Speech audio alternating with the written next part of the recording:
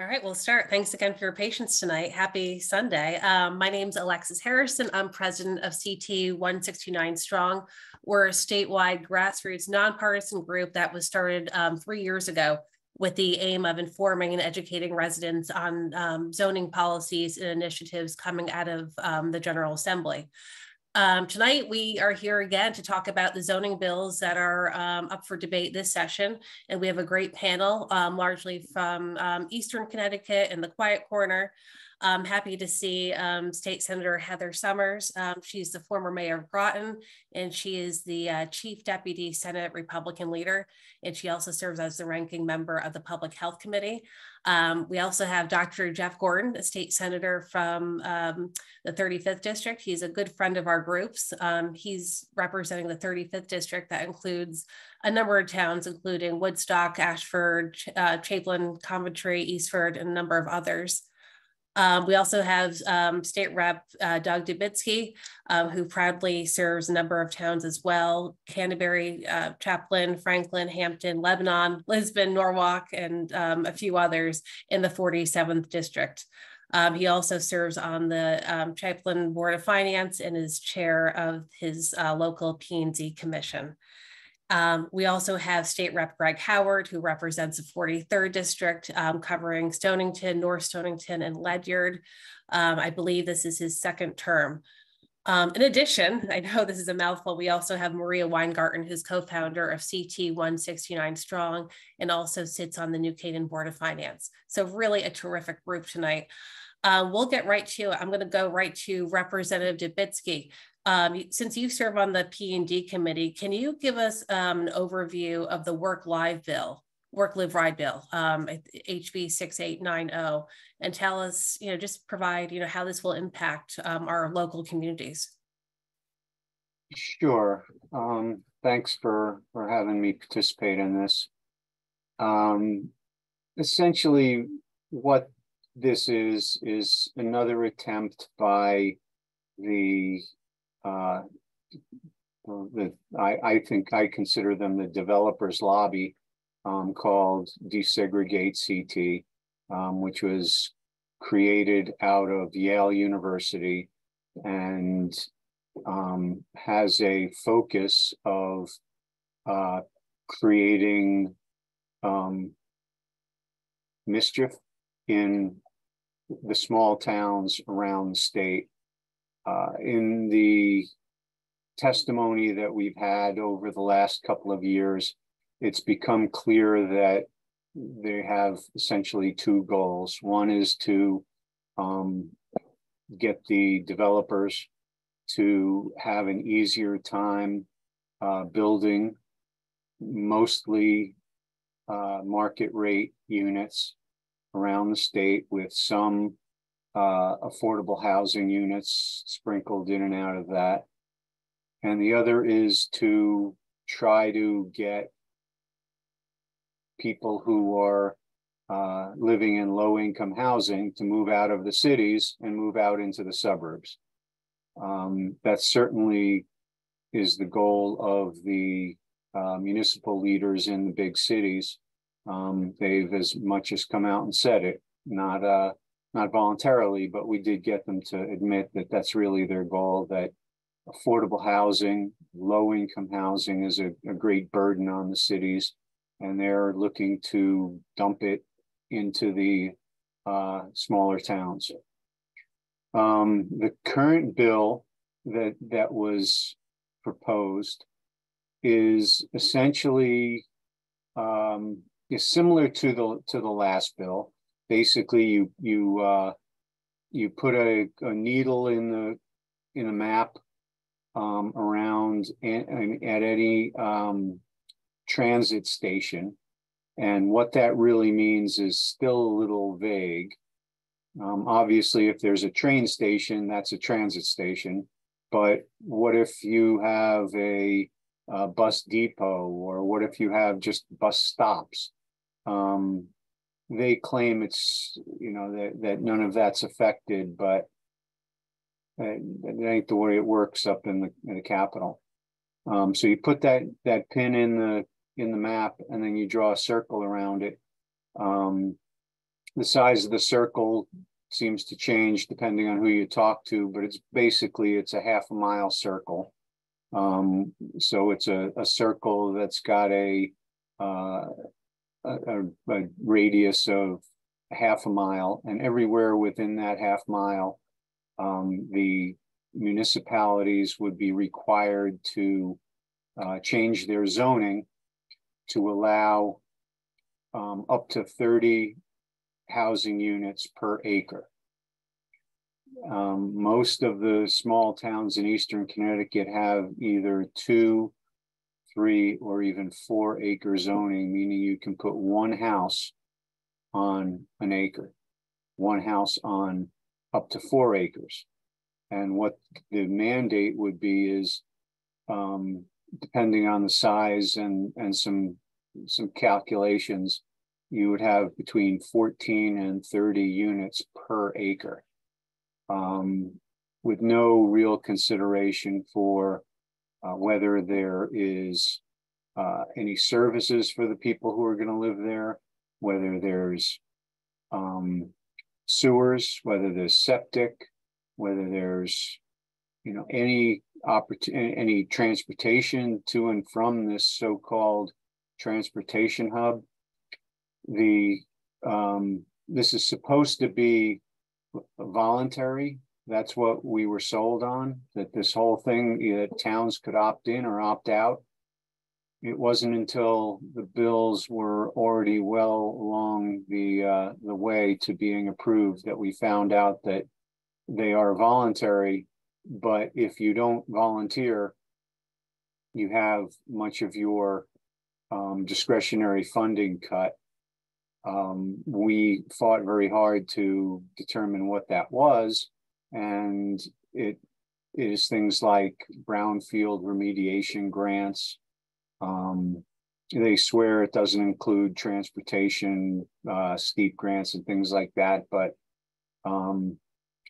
they've been, you know, I have to come out and say it. They've been lying since the beginning, and I don't trust a word they say. So that's essentially it. Towns will be mandated at the point of a gun, at the risk of losing vital funds that they need to maintain their budgets, to change their zoning. That's that one. There are other pieces that attach to it, and I'll let other people talk about that if you'd like. Yeah, no, I think that's a great beginning, and certainly the removal, if you don't opt in and not getting those funding from the government to do cleanup such as brownfield remediation is very troubling. Senator Summers, what would that mean for your communities that you represent if they choose not to opt into this bill or this law? If it does pass, what would that mean? Well, I think, the title of this was What's at Stake. And I think it's important to recognize, I'm not sure where everybody is that's on this forum tonight, where they're from, but what's at stake, honestly, is the local control of your planning and zoning and how your town operates and what your town looks like. People choose to live in towns for specific reasons, whether it's Fairfield County or, along the shoreline here in Mystic. I happen to represent Groton, which is very urban.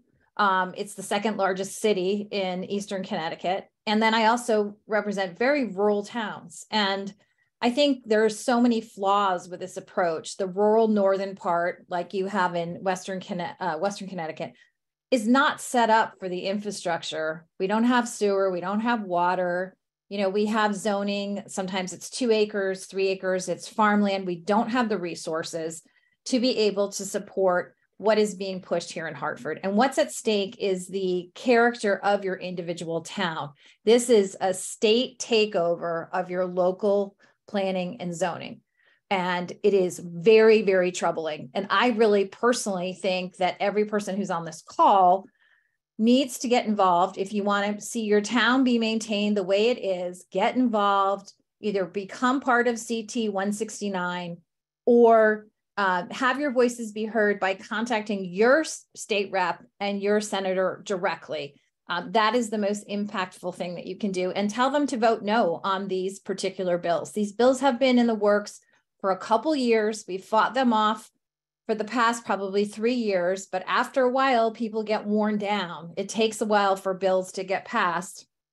Do not trust the government when they say, we are only going to hold certain things hostage from your town if you don't comply, because they never hold true to their word.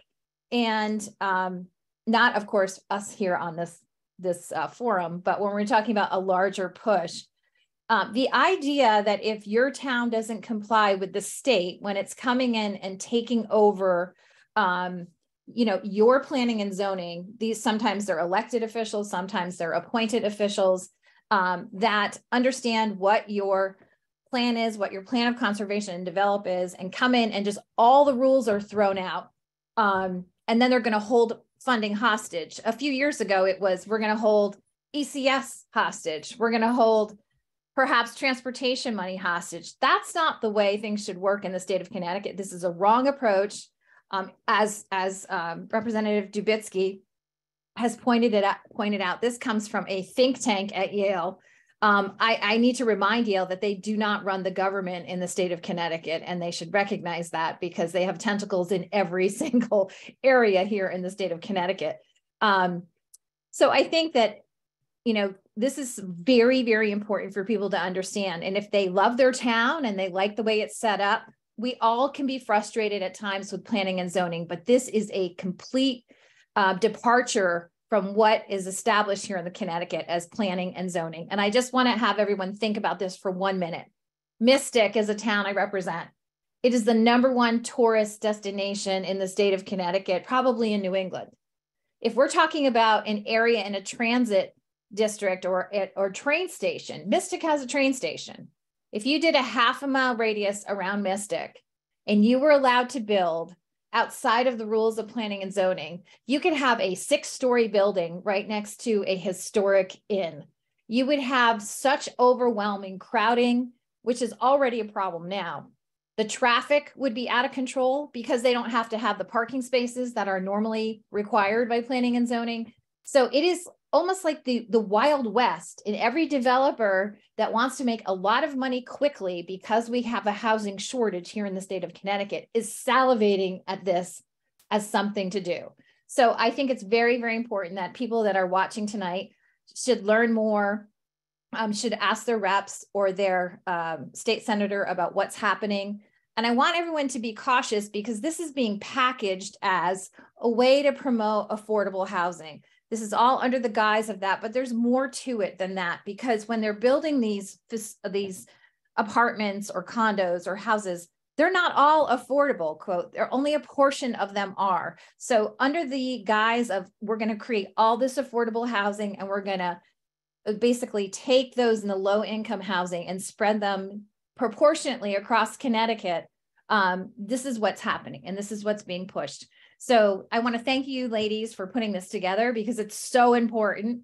It's been a little bit more quiet here in the eastern part of Connecticut, and I know you guys have led the charge, but this is probably one of the #1 issues that we need to fight here in the state of Connecticut. And we certainly will be planning for amendments, et cetera, but we need to stop this before it actually sees the light of day. Yeah, so absolutely. I'm not sure if I've answered your question. But No, thank you, Senator. And, you make a great point. And, I live down in Fairfield County. I live in Fairfield, and we've taken great initiatives when it comes to TOD. So It sounds like we would be punished for taking our own initiative for building TOD development in our community. 100%. You would be under this in this particular thing. And, the thing is, I think of all these small towns in Eastern Connecticut that, luckily for you, Fairfield tends to be a much more wealthy area than some of the parts of Eastern Connecticut that are, socially economically much more compromised, I'll put, than Fairfield. There's no way that they could afford the infrastructure to be able to even create the space. I mean, I had to fight for 3 years just to get bus service from Plainfield to another town. It just is not there. So then you're going to force that in this blanket one size fits all, which is what our governor and our, majority loves to do here in the state of Connecticut. And it just doesn't work. So Yeah. I will be fighting this tooth and nail, as I'm sure everybody on this forum will be also. Absolutely. I just do want to make a note before I move to the next question. We have a neighboring town here in Fairfield County, Easton, Connecticut. 70% of that town is watershed, and they provide water for most of the Bridgeport community. They would not be exempt from live, work, ride if they, opted in. They would be considered transit adjacent, and that's very troubling. Great example. Great example. So I do want to move to Representative Howard. Have you been hearing from constituents about these bills? Because I feel like the media has not done a very good job, to say the least, of reporting on really what the meat is of these bills. What do you hear from people you represent? Yeah, and I just want to, you talked about Easton, and Easton's a great example. In Easton is where, there's a town that should really be incentivized for protecting its watershed, right? And under this bill, they're going to be penalized for it. That's effectively what's going to happen to them. So, yeah, I hear from it all the time. As the senator said, down here, North Stonington is, 50-some square miles. It's a very rural town. I actually took time to meet with a representative of desegregated Connecticut one time and discussed with them just the lack of transit that's available in some of my communities, and it's super rural. I have a very large district geographically, and there's not a lot of mass transit. There's a little bit down Stonington, but in Pawcatuck, but really none in North Stonington, and limited up in Ledger. So I hear from folks all the time, and it's not just, a lot of constituents are concerned about their character, but the forward-thinking constituents are saying, hey, what is this going to do to our town budget long term? What impact does this have on our school system? What impact does this have on our police force, on the traffic on our roads, the wear and tear of our roads? Critical infrastructure like, city water, city sewer, because that's where, these large developments are being built. They're not being built in places, on septics and wells, of course. So, Stonington's a good example where they have a sewer that's, reaching capacity as it is. And as DEEP continues to add regulations, they're going to face with hundreds of $1 million upgrade potentially in the future. And something like this could force that to go forward before they have the time to plan for it in their appropriate SIP budget. So yes, I do hear from folks about that. They're concerned about the character. And I want to be clear that I don't think, constituents of mine or perhaps even, my colleagues are against affordable housing. That's not the point. That's the idea is, to construct affordable housing with a community that has, a seat at the table, right? They, instead of jamming it down their throat, whether they do it by force or by, these so-called incentives, where you're holding the towns hostage, basically, constituents just want to say, hey, we're going to build something in our community. Let's make sure it's going to work for our community, with all the concerns I just addressed. So that's to sort of the 30,000-foot bigger picture, broadly when we talk about those sort of developments. So, but I also, as my colleagues say, want to thank you for all you're doing. Yeah, thank you. I appreciate that. And you make a great point. And actually, a lot of the suburbs, and again, I always use Fairfield County as an example. I happen to live here. We don't get 100% seed funding from the state to build, seed funding from the state to build 100% affordable. So we often have to rely on developers to create that affordable housing. So it's largely out of our hands. But we would love to be more in control, because we are in favor of affordable housing, and we know that there is, a need for it. Senator Gordon, I know you've been on the P&Z in Woodstock for many years. You're a big champion of local control. Tell me, how would this affect your community, and what have you guys been doing about affordable housing? Well, first, I want to thank you, Alexis, and everyone with CT169 Strong. I'm proud to have been working with you guys for several years on these issues. In addition to being a state senator, for 15 years, I've been chairman of Woodstock's Planning and Zoning Commission. So I live this stuff every day, literally, having written plans of conservation development, help rewrite zoning and planning and subdivision regulations, even affordable housing plans. This would have a huge impact. It would have a huge impact in two ways. One is, as has already been said by my colleagues, this is basically an effort for state government to take over. I believe that the people of Connecticut know best what's best for their own towns. I don't see why that should change, and why bureaucrats in state government who don't even know these towns think they know best and can tell people in their towns what to do. The second is the impact is real. I represent 13 towns. For example, Woodstock is a large rural town, 62 square miles, around 8,000 people, huge amounts of farmland. I also represent Union, one of the smallest populated towns in the state, around 800 people. Most of my towns have no significant public infrastructure, let alone downtowns, not a lot of local jobs. Any type of local transit might be from NECOG with a regional bus that might go by one or twice a day. Yet in this transit bill, if you look at it, and this is one of the reasons OPM, Office of Policy and Management, sent in testimony stating that this isn't good. It is so vaguely written that every single town literally in this state would be tagged and have to come up with some type of transit-oriented district zoning that would never work. For towns that are small, that can't afford public infrastructure, right now, you don't see developers wanting to go to those towns to build large number of affordable housing units because there's just no way they can be sustained and no way people are going to move to small rural towns where they're not going to have the benefits of jobs or any type of public services that a lot of those people need and look for. The other is that the way the state defines affordable housing is very antiquated, doesn't work. 830G gets cited a lot as a state effort to try to help towns with affordable housing. And a reason why most towns can't meet the mark that the state sets is the definition is so strict that it's impossible for rural towns, small towns to meet it. We've seen what's happened when there's been efforts in New Jersey to try to move things along the way that desegregate Connecticut wants to do. And New Jersey has created, in a sense, a big, gigantic mess with its towns and counties and a lot of stuff going through the court system there over some decades to try to figure out how to make it work. So to think that that's going to work in Connecticut, to me, is just nonsense, not even common sense whatsoever.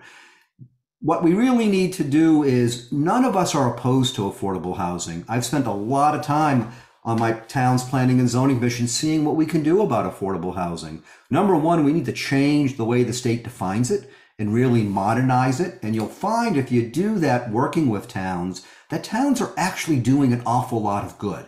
And that's where the state should come in and be of help instead of hitting the towns over the head and penalizing them for things that are out of their control. But also we should look at what's considered attainable housing. I use that term a lot. That's what we do in Woodstock, and I think we've done as best as we can to try to move that with common sense, reasonable regulations.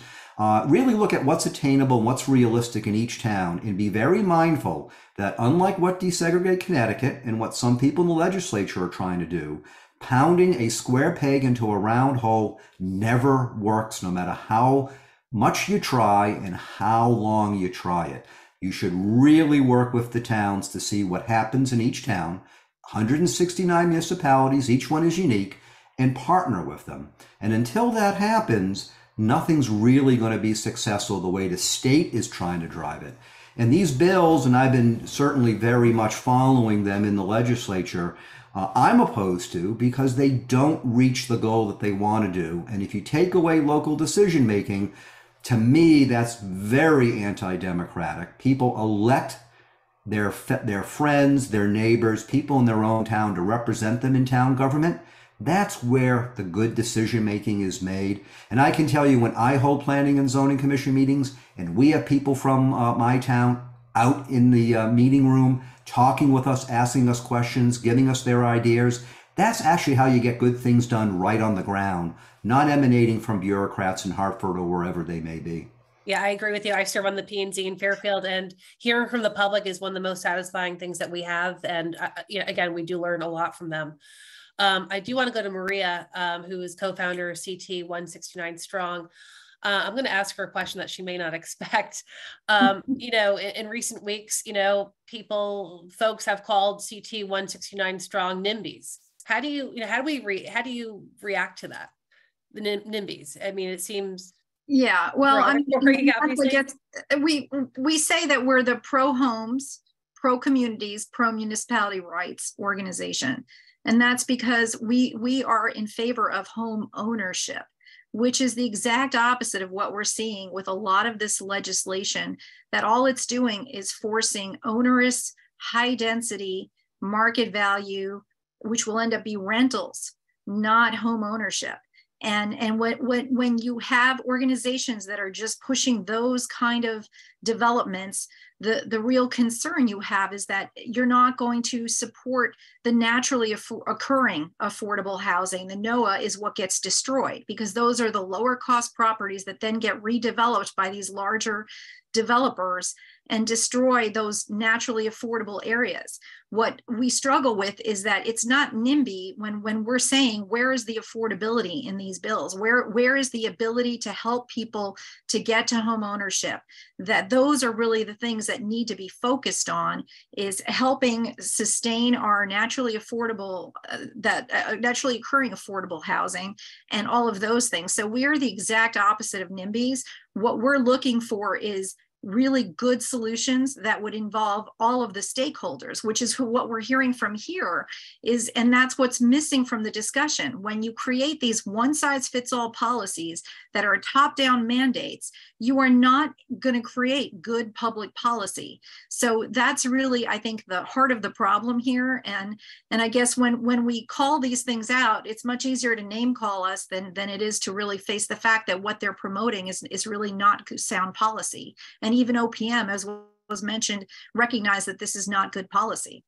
Yeah, well said. We have several questions here from participants tonight. This is from Aaron in Tolland. We had Desegregate Connecticut come to our P&Z meeting in Tolland to explain their legislation.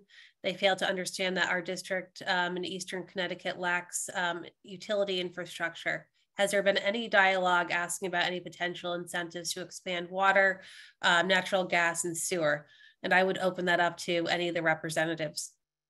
Well, I'll speak to that real quick if you don't mind. Tolland's in my district. It has a very active planning and zoning commission, a lot of good people working on it. Number one, I would challenge that I don't think Desegregate Connecticut has gone out to every one of the 169 towns and municipalities or even knows about it. I asked a couple of years ago if they would come out to Woodstock and actually correct some of the misinformation they had on their website, and never heard from them. I doubt I ever will.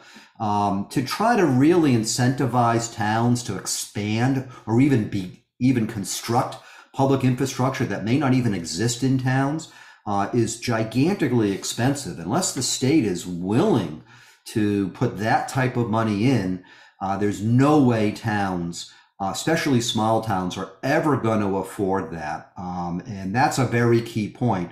I think a lot of the effort is going to be dumped onto towns, which is going to be an unfunded mandate, and it's going to be completely unaffordable. Can you imagine what the mill rate increases would be for some towns to have to put in public water, public sewer, expand streets in order to deal with this? It's just can't be done.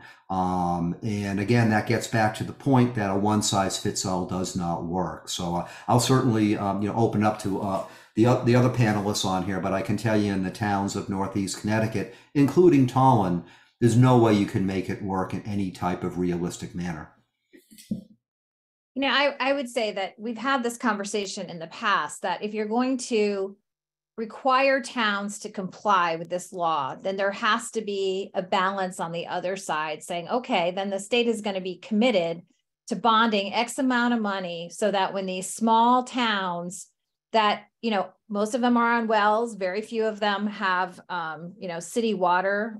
Many of them don't have any kind of really transportation at all. Then the state is going to help pick up the cost. I mean, the cost of putting in a sewer line and a water line and or roads is astronomical. We have all of our towns, all 169 of them are always applying for LoCIP money for roads. They're trying to get money to help with sewer expansions on the ones that have that capacity right now. So you can't get blood from a stone, right? And so we can't put these mandates on these towns, especially these small towns that maybe don't even have enough infrastructure or people in them to have a school that they're sending their kids to another town for school, that we're going to mandate that this apply to them also. It's just ludicrous. It's, really a philosophical push to try to change how towns operate. And as a former mayor, I know many of us were selectmen or former mayors that have now gone on to work at the state, partly because we're so frustrated in what the state does, the way it comes down without any sort of, conversation with the towns. And people should look at the towns and how well they're run. Let's put the cities outside for a moment, but all of those 169 towns that are not our big cities, they are run like a tight ship. Maybe the state should take some lessons from the towns and try to emulate what some of the towns are doing on limited budgets, being fiscally conservative in how they spend their monies, but trying to provide the best product for the citizens that live there, rather than the state coming in, which cannot say that, and deciding that this is what we're going to do for the entire state. It doesn't matter what you want in the town. And this is not a question of not in my backyard. That's not what it is. I can tell you Groton already meets the requirements for affordable housing, but if this goes through, there will be an explosion or an expansion of, developers coming in and taking advantage of this particular move that the state has decided to take over. Greg and I share towns, and the idea that the entire dynamic of, let's say, the #1 tourist spot in Connecticut could be changed dramatically by this particular law without any forethought of what that could do to the income that we receive from that tourism district, just because someone thinks it's a good idea. Actually, it's a think tank outside. This did not come from the legislators. That's really important. This came from an outside advocacy group with an agenda into the legislature to try to change the trajectory of the state of Connecticut, and that's wrong. Yeah, and that actually leads to a question that we have from the audience. What is the evidence that Work, Live, Ride is being funded and supported by developers? Is there any evidence? Can anyone speak to that? Well, we know that Desegregate Connecticut is there. If you go on their website and you want to make a donation, it goes to RPA. So Regional Planning Association out of New York is a large developer. They get many funding grants from lots of large real estate related companies. That's how they're funded. And I understand that Desegregate has its own budget, but still you consider that Pete Harrison of Desegregate is listed as an RPA employee. So there are connections there. There's also connections with different charities that spend over $1 million annually to Open Communities Alliance, to Partnership for Strong Communities. There's all these different organizations, these nonprofits that sound like multiple different organizations, but they're entirely seem to be funded by so many interconnected associations that just keep sending the same one message. And they're paid. They're paid. You've got, you look at who has created all of these different testimonies, and you have on one side, you have residents of our state who have gone there and testified on bills. And then on the other side, you have Desegregate Connecticut with numerous interns who are sometimes receive grants from their colleges to be advocates. And we heard that during testimony and the questioning. And it's alarming how much money is being thrown at this to influence policy, and not even that, but also the news media. So you've got CT Mirror that's receiving grants to push out a certain narrative. And you can visit melvilletrust.org, take a look under the grant list, and you can see all of the different organizations that they provide funding to. So this is, it's troubling because, again, when you think about the policies and the potential impacts to our communities, they're severe. And these are the problems that we have, is that this is not thoughtful policy that takes into account the stakeholders, that recognizes that one size fits all policies are not what is needed here. And then you layer on that, the last thing I'll add is about the working groups. There's working groups that are also stacked with housing advocates and with people who want to push a certain outcome. And you can just see that there's a rubber stamp that it's just a rubber stamp of a preordained outcome that they're looking to achieve. And we can look to the sewerage committee. And if you go on our website, you can see Dan Lent, who is a member of the sewerage committee, and he can talk to you. And you can see an interview that he had with Lisa Wexer that discusses how they just have preordained outcomes that they're pushing forward. And one of them is, and this is yet another thing, if you don't have sewer in smaller towns, they're pushing for alternative sewer in SB 6781 and HB 6781 and an SB 1001. That's an alternative sewer, and they're trying to increase capacity from 7,500 gallons per day to 10,000.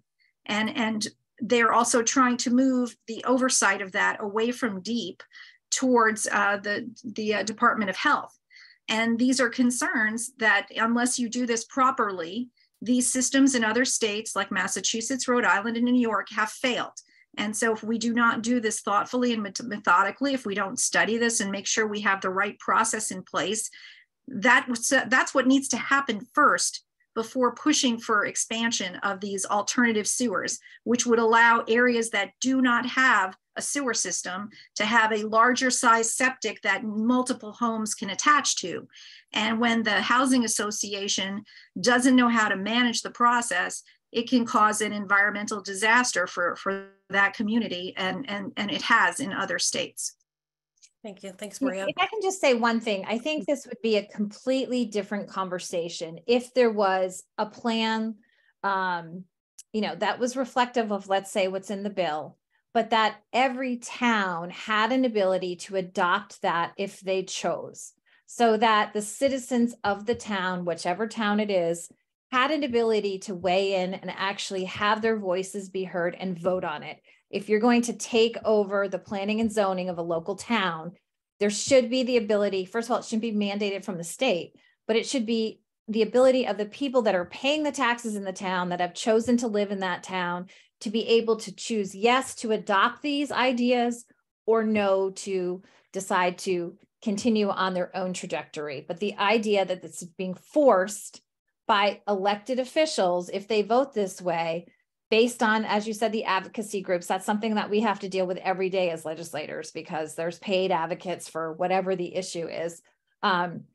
I think that was much more of an approach that I would have liked to seen, rather than this being topped heavy, pushing down to the towns. We have to keep in mind, the citizens of the Connecticut are the ones paying for this government to run. They deserve to have their voices be heard. And, sometimes in issues such as this that are so intimately affecting a town, it's almost much more prudent and fair and transparent to have that vote be cast at the local level. And that's why local control is so much important, rather than having people in Hartford. I don't want to decide what happens in Tolland. I don't want to decide what happens in Fairfield County, and I don't actually want to decide what happens in my town. I'm not on planning and zoning. That is what their function is. So I think that's really important to distinguish. In other cases, when legislation has been passed, there is sometimes an ability for a town to adopt that, but it's not forced down to the town. Yeah, no, that's a great addition. I do want to touch on this housing crisis that we've been hearing about all session for many years now. Is it an affordability issue in Connecticut, or is it a housing crisis? Because we don't really see any hard numbers on the housing crisis, how many units that we need. There's nothing really objective given to us. So can someone speak to that? I can jump in. Go ahead, Doug. Sorry. Okay, that's okay. We'll go to you next. It depends on where you are. There are some areas of the state that are growing that appear to need more housing at all income levels. And there are areas of the state that are losing population and have plenty of housing. Much of it is very affordable, but it does not meet the definition of affordable housing under Hartford's definition, because it doesn't have a deed restriction on it. Or, there are a number of criteria that a property has to meet that many houses won't meet if they're too old, if they don't have deed restrictions. You know, if I had a house, let's say I had an extra house and I wanted to rent it for, you know, a 4-bedroom house, and I wanted to rent it for $100 a month,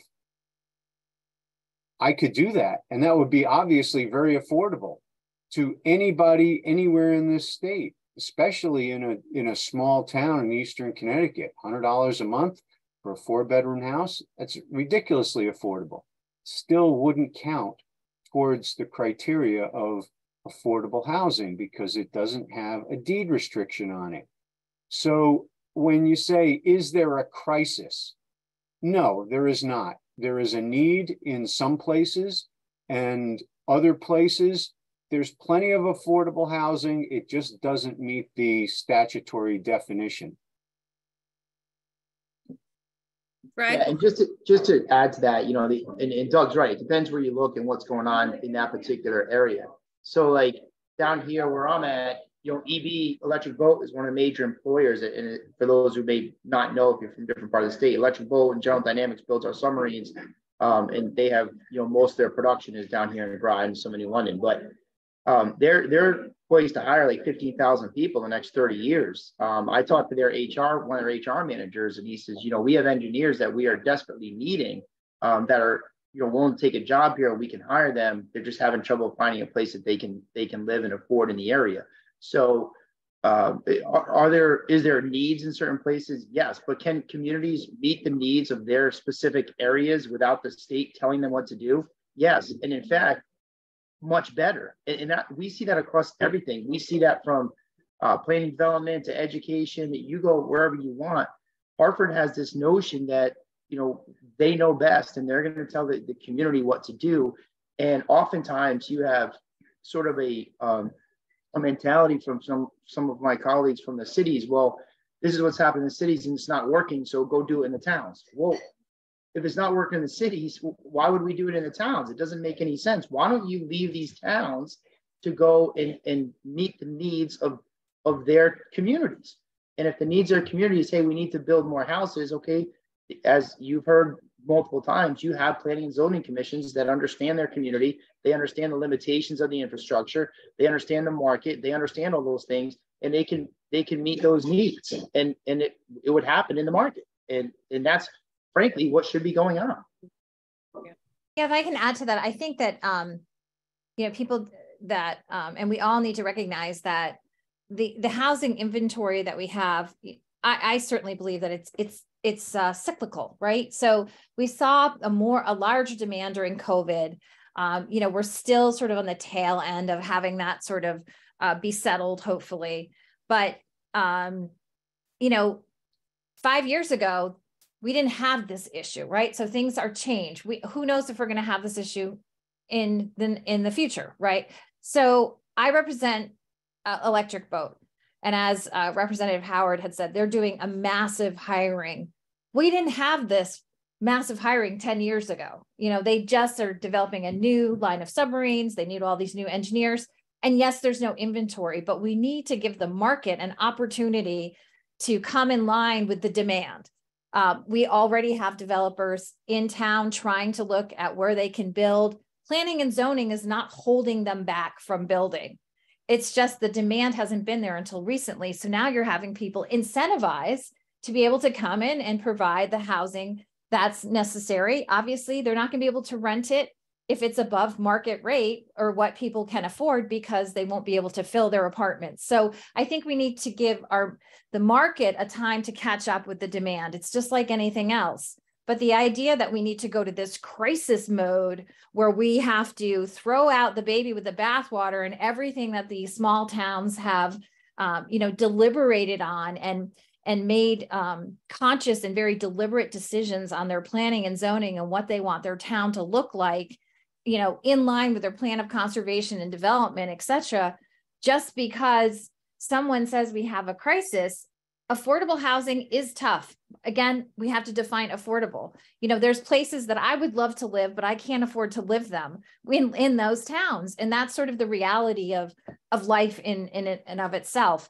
But I think that, you know, I can just say in Groton, I have met with developer after developer. They're looking to come in. They have already started to come in to create the apartments and the living quarters, whether it be housing or condos, to meet the demand that they know is there. And I think that's sort of allowing the market to do what it does best. Now, developers are not going to want to go build housing someplace where there is no demand. And I mean, that just makes sense. And so the idea that we need to just throw everything out and have Hartford and a group of bureaucrats that are coming from a university tell us what to do on the local level is just ludicrous. And it also takes the citizen who's actually paying the bill for this and choosing to live in these towns just completely out of the equation. And if I just may add one quick thing to that, Alexis, it's not as if this is all land to be developed that the state or the towns own. This is actually private land that people own. People decide if they want to sell the land or they don't want to sell the land. And it's interesting that if, say, in Woodstock, this bill passes and the state wants to push more affordable housing, where do you think that land comes from? It actually comes from cornfields and cow pasture land that the state actually wants Woodstock to keep as agricultural land. So then how do you balance those two competing mandates from the state? That's actually some of the best land to develop if you really want to. It's already been cleared of rocks and of trees. And it's easy to get access to on and off a road. But that's not the type of land that people in Woodstock or some towns want to see developed, because they want to see the character of their town, such as agriculture, continue to survive and thrive. So there's a lot of market forces. Also, we have to understand that we have no control, and I can tell you as a Planning and Zoning Commission, we have no control over the cost of what a developer has to go through to develop land, to build, the cost of labor, the cost of supplies, cost of building materials.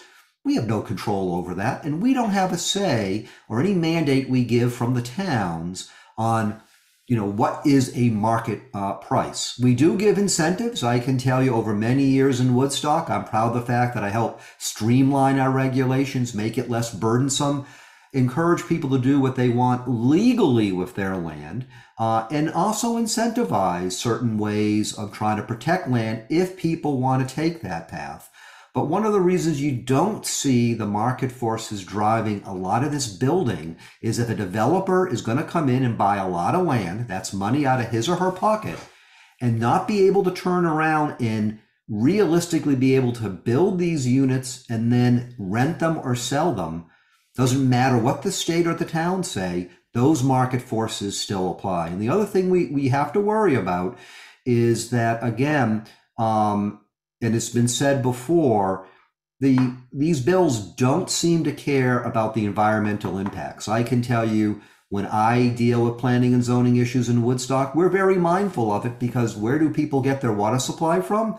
From their wells. We don't have public water. Where do the septic systems end up leaching out into their leaching fields that eventually find their way wherever? And we have to make certain that we're protecting a lot of these resources, because if you start building huge numbers of houses or apartments, that's a big demand on natural resources and has a big impact when things start on the backside getting into the environment.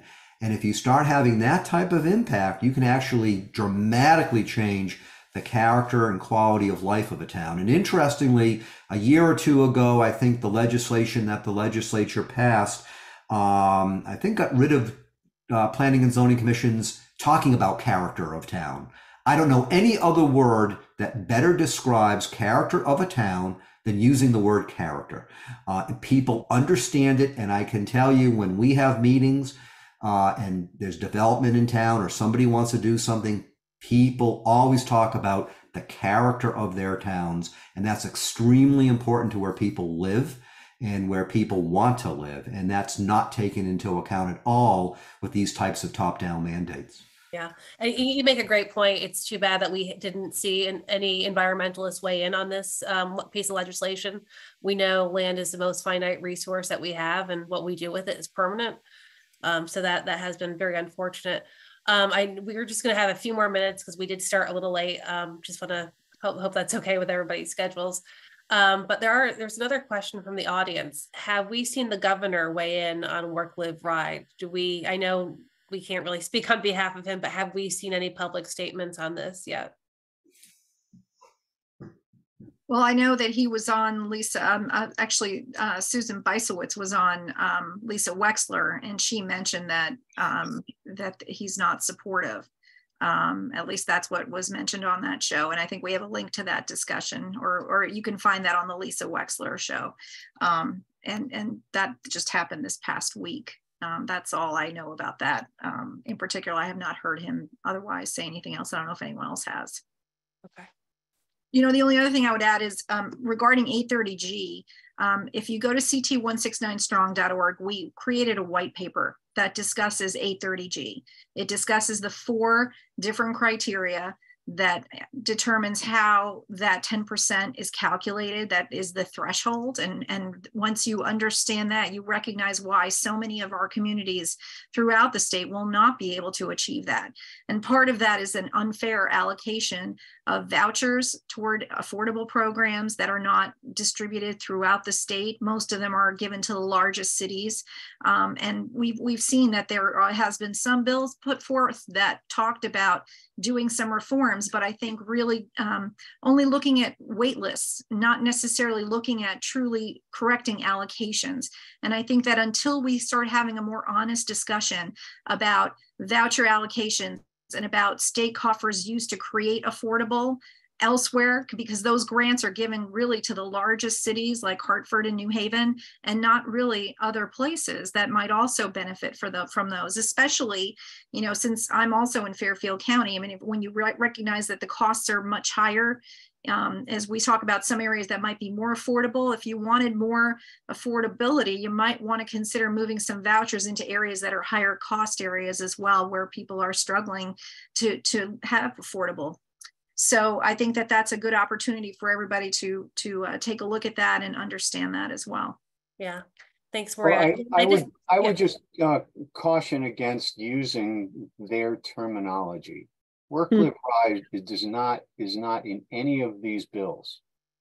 That is something that the desegregate people use in order to make it sound like a state takeover of the land use regulations of small towns is a good thing. So I never use that terminology, and you know, unless you support that bill, I'm not sure why you'd want to perpetuate their talking points, because that's all it is. Work, live, ride is a talking point. It's not in the bill. It's not the title of the bill. The other thing is, with regard to these grants going to small towns, a town that has 800 people is not going to build sewers. I don't care how much the state is going to spend. There is no way any sane person is going to put sewers throughout a 60 square mile town to serve 800 people. You know, remember, 800 people is like 250 houses. You're not going to dig up the entire town to serve 250 houses. So that is what would be required if this mandate to have this high density housing, each with some type of septic or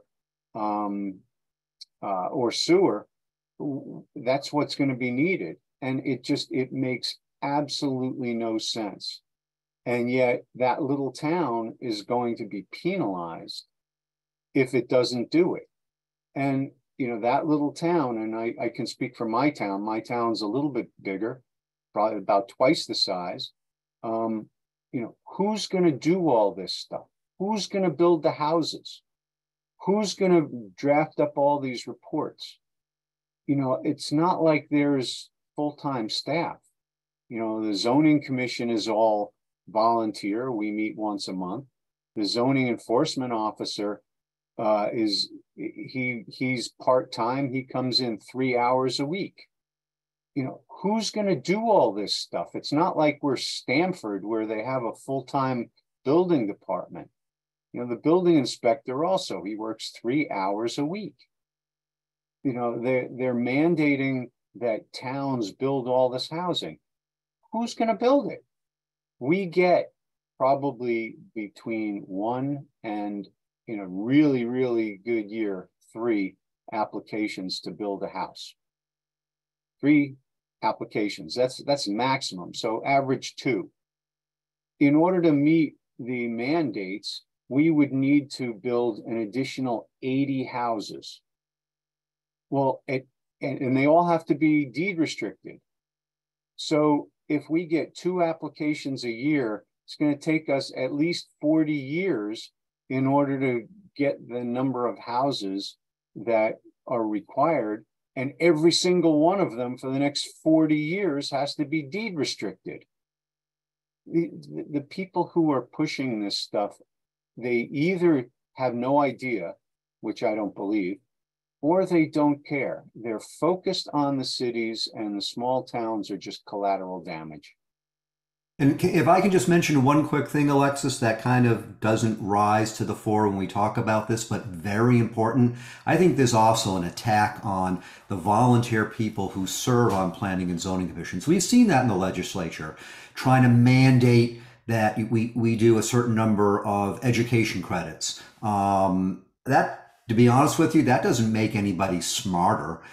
There's been, in prior years in the legislature, we've heard from some Yale professors who have written papers about how sometimes it's not right to have these public hearings where you have quote unquote uneducated people in the towns coming out and speaking and making decisions.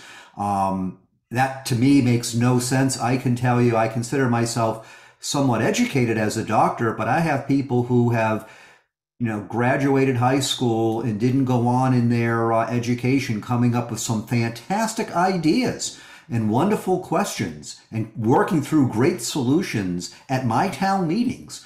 And they do it on a voluntary basis because we don't ask to be paid. So that type of attack on towns, planning and zoning commissions that people don't know unless they're educated or quote unquote have to go through training really makes no sense at all. And that's very important, because if these people in the state is trying to move that direction, you're going to find a lot of people who are good and qualified in towns won't want to serve or will not be able to. And then by default, who makes the decisions? Magically, the state would have to step in. So we have to be mindful of that. And those are things as well that is underpinning this effort. And I stand against that type of thinking and way of doing it. That's a great point. And then just one last question for all 4 state reps, state senators. Quick answer: what is the best way to have the public get engaged in the process? We have about 2 months left of the session. So let us know, what is the best way? Greg, you want to kick us off? Yeah, so I mean, the best way obviously is, you know, to show up to the public hearings, which have passed. But at this point, you have to email your local legislator. I will tell you that I work with my colleagues every day. And when they get a series of emails on a similar topic from people they don't represent, they're not likely to read those. But if you're a voter for that individual legislator and you write to them and say, hey, I'm educated on this particular bill, these are the concerns I have for our town or for our district, I hope you'll take them under consideration and vote, you know, presumably no or yes or whatever it is that you want them to do. I think that, you know, folks don't do that enough.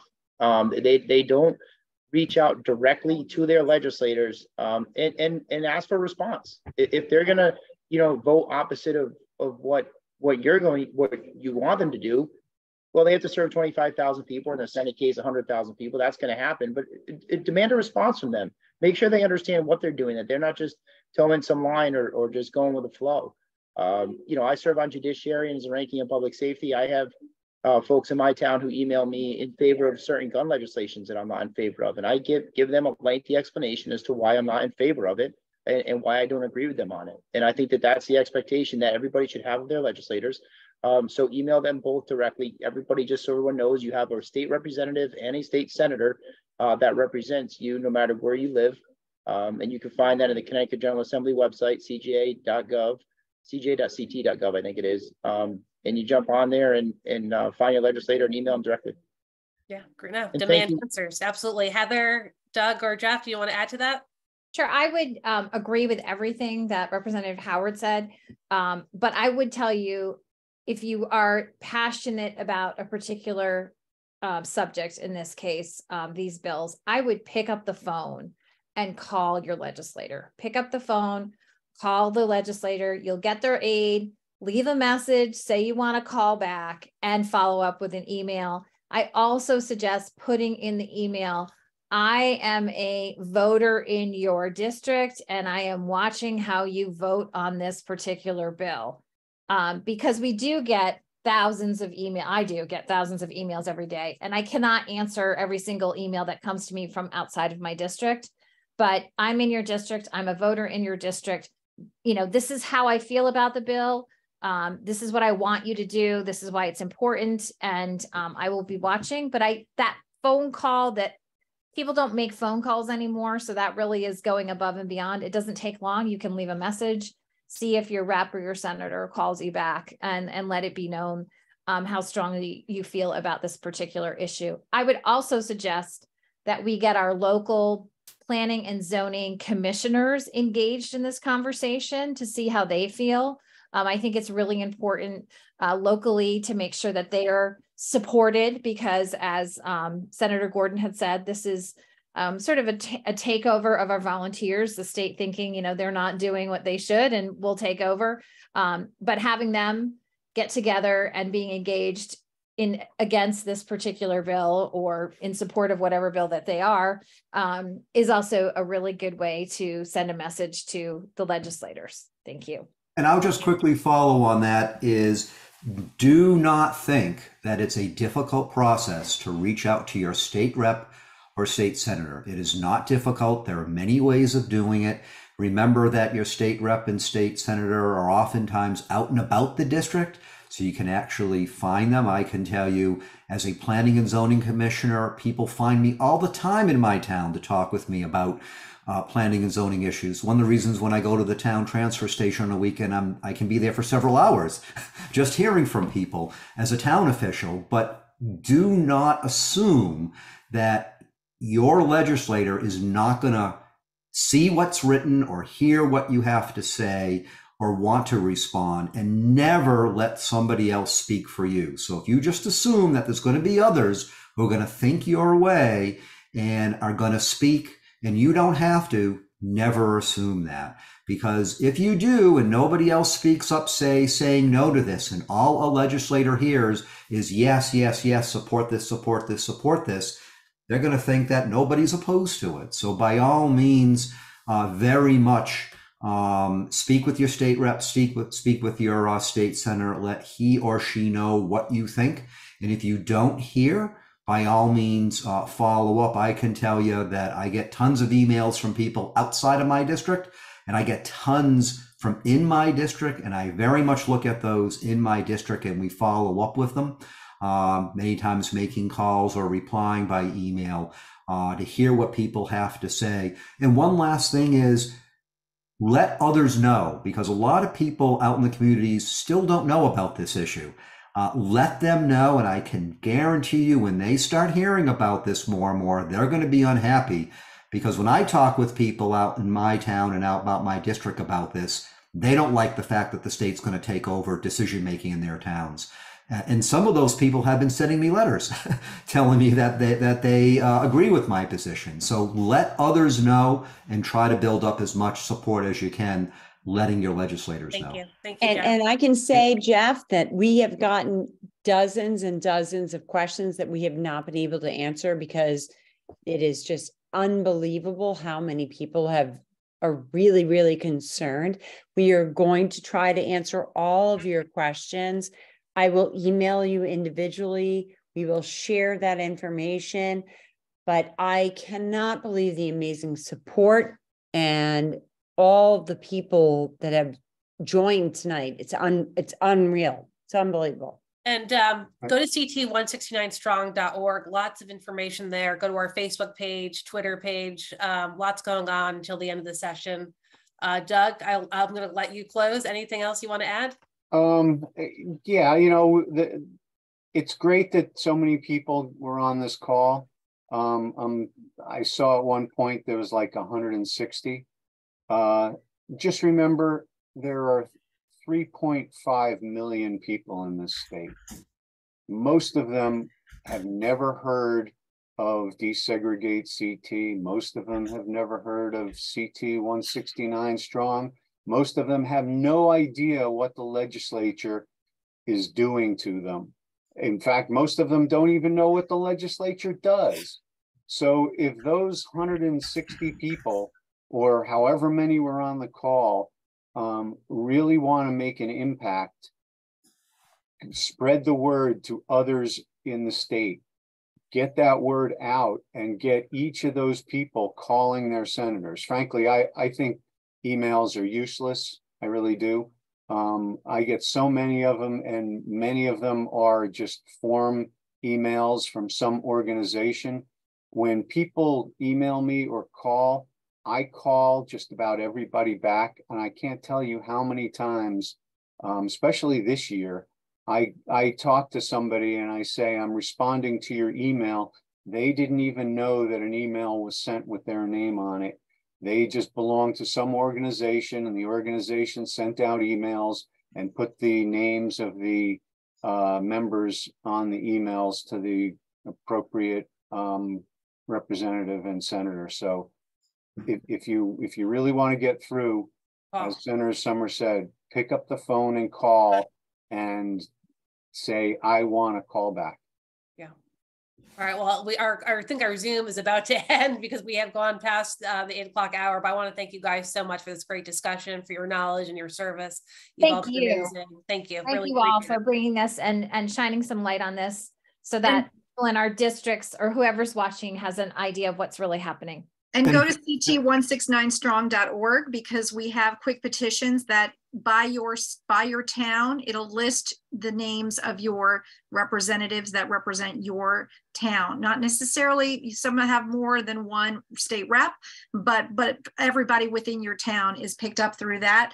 In addition, we have 2 pagers that you could print out and share with your friends that talk about the bills of concern.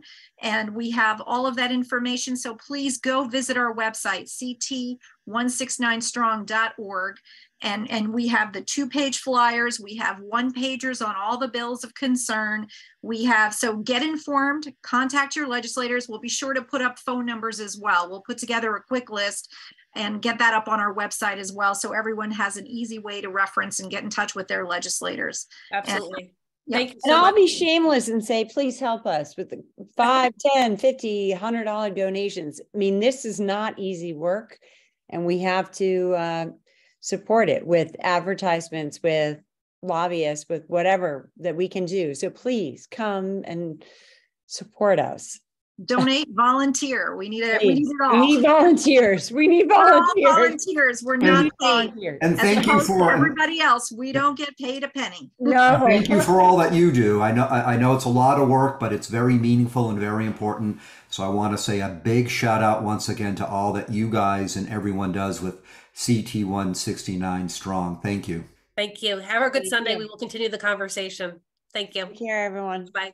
Bye.